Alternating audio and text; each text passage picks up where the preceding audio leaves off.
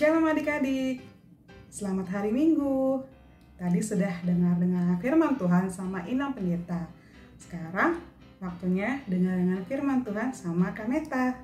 Sebelumnya kita berdoa dulu ya adik-adik. Bagaimana sih sikap berdoa?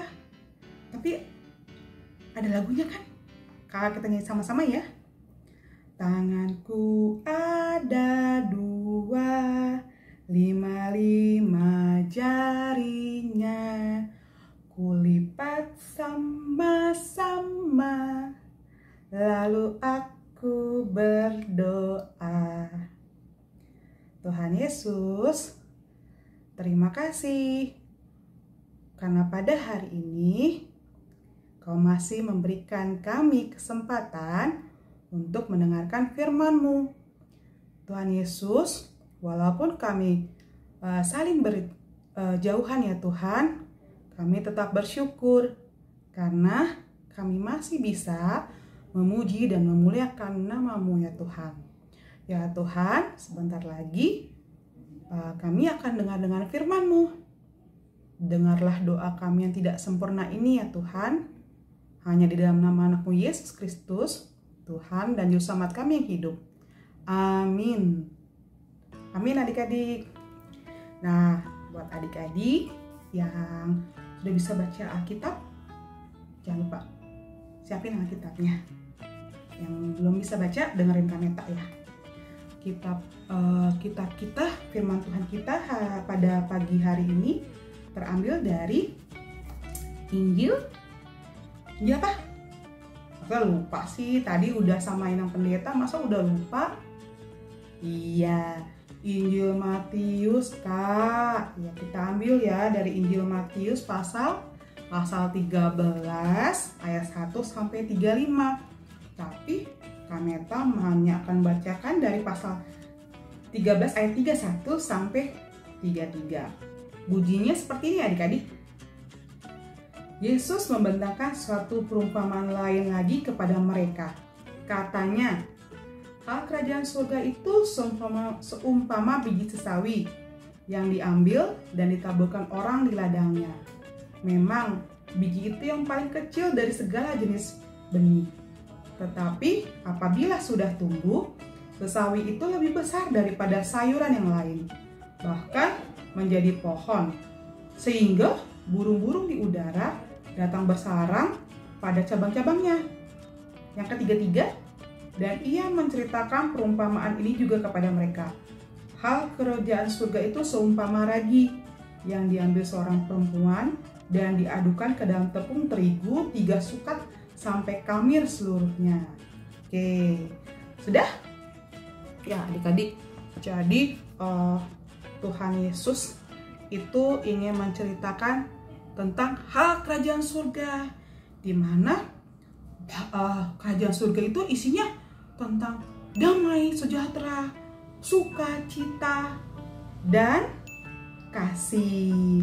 Ya, terus kenapa Tuhan Yesus sih cerita tentang kerajaan surga harus pakai perumpamaan? Dan apa sih perumpamaan itu, Kak? Buat yang tidak tahu, Kakak jelaskan sedikit ya. Jadi, kenapa Tuhan Yesus bercerita tentang perumpamaan? Supaya orang-orang yang mendengar firman Tuhan itu lebih memahami tentang firman yang ingin disampaikan Tuhan Yesus. Perumpamaan itu apa, Kak? Perumpamaan itu cerita tentang kehidupan sehari-hari adik-adik. Cerita sederhana tentang kehidupan sehari-hari yang nyata, yang memiliki makna yang dalam. Nah, seperti yang ingin disampaikan Tuhan Yesus melalui perumpamaan biji sesawi dan ragi. Dua perumpamaan itu menceritakan tentang dua orang dalam kehidupan sehari-hari, yaitu petani dan seorang ibu. Iya adik-adik. Nah, kakak akan menceritakan tentang biji sesawi dulu nih. Perumpamaan Tuhan Yesus tentang biji sesawi. Siapa yang sudah pernah lihat biji sesawi? Belum. Nih contohnya adik-adik, kakak kasih tau lihat. Biji sesawi ini seperti ini kecilnya. Kecil banget tuh. Adik-adik lihat nggak? Nggak kelihatan. Nih. Lihat adik-adik biji sesawinya. kecil banget satu biji ini adik-adik. Kalau dibandingkan biji-biji untuk sayuran buah-buah yang lain, dia yang paling kecil adik-adik. Tapi tahu nggak kalau dia dirawat, disiram, dia akan bertumbuh besar seperti terbalik seperti ini. Ya, besar banget kan? Iya, saking besarnya jadi tempat tinggal buat burung-burung adik-adik. Nah, dibandingin yang lain, dia paling besar pohonnya, bandingin sayur-sayuran yang lain. Padahal bijinya paling kecil. Nah, terus apa sih Kak yang ingin disampaikan Tuhan Yesus melalui firman Tuhan melalui dengan perumpamaan biji sawi itu? Nah, Tuhan Yesus itu ingin menyampaikan agar adik-adik memelihara hal yang kecil yang Tuhan Yesus percayakan kepada adik-adik supaya adik-adik pelihara dari kecil sampai dewasa. Contohnya itu adik-adik berbuat baik, adik-adik menjadi anak yang baik untuk orang tua, adik-adik menjadi anak yang baik di sekolah, tidak berantem, tidak melawan orang tua. Nah, itu hal yang berbuat baik yang ini Tuhan Yesus minta pada adik-adik untuk pelihara.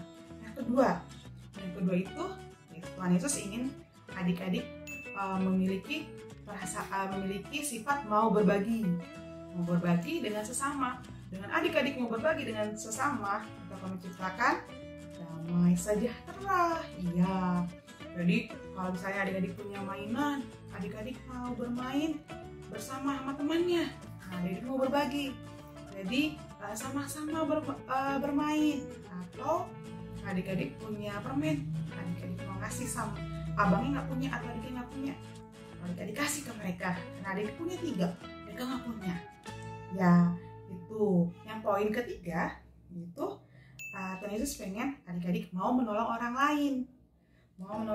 lain, membantu mama papa, mau membantu kakaknya. Kalau misalnya ada yang merasa aku masih kecil Kak, aku bisa bantu apa?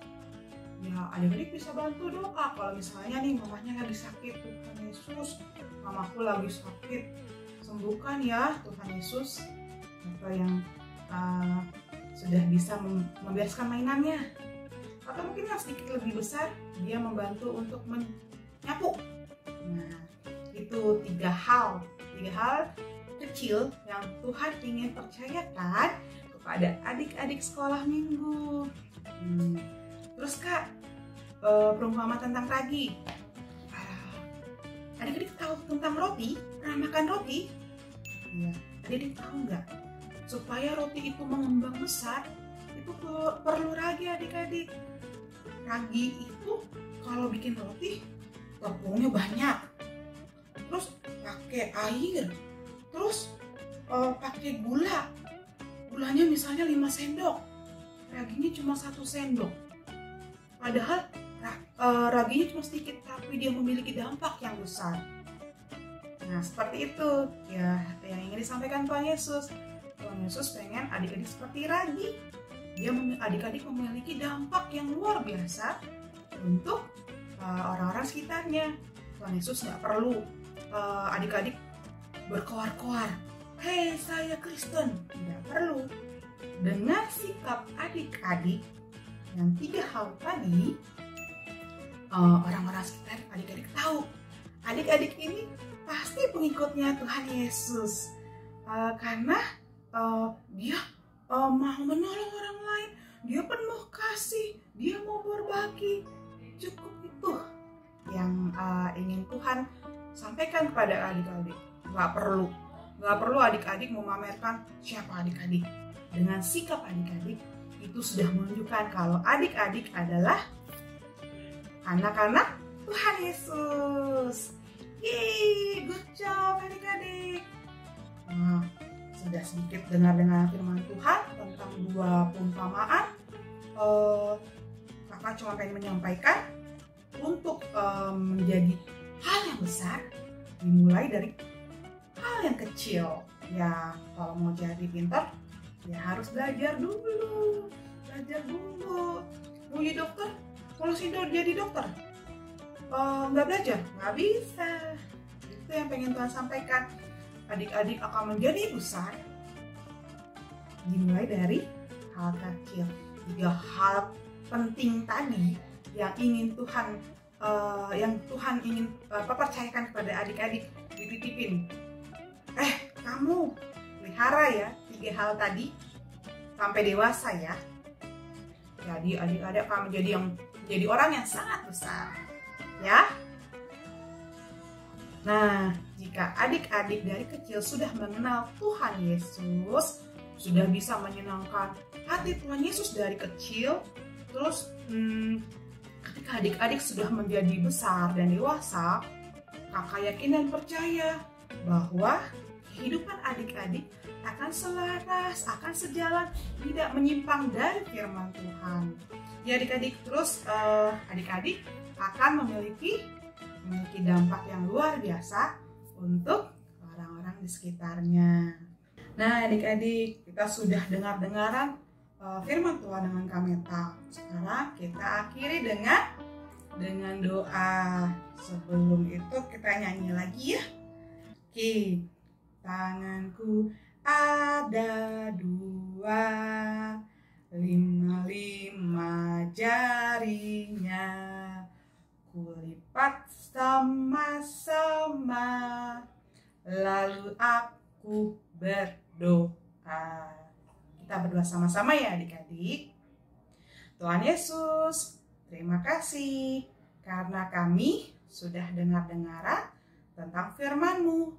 Tuhan Yesus, kami mau melakukan hal-hal kecil yang Tuhan Yesus percayakan kepada kami, agar kami dapat memeliharanya sampai kami nanti dewasa, supaya kami memiliki dampak dan manfaat yang besar kepada orang-orang di sekitar kami.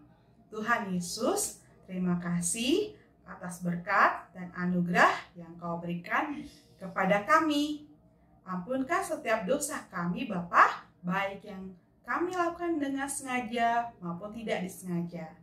Hanya di dalam nama anak-Mu Yesus Kristus, Tuhan dan Juru Selamat kami yang hidup. Amin. Amin adik-adik. Sampai ketemu minggu depan ya. Dadah.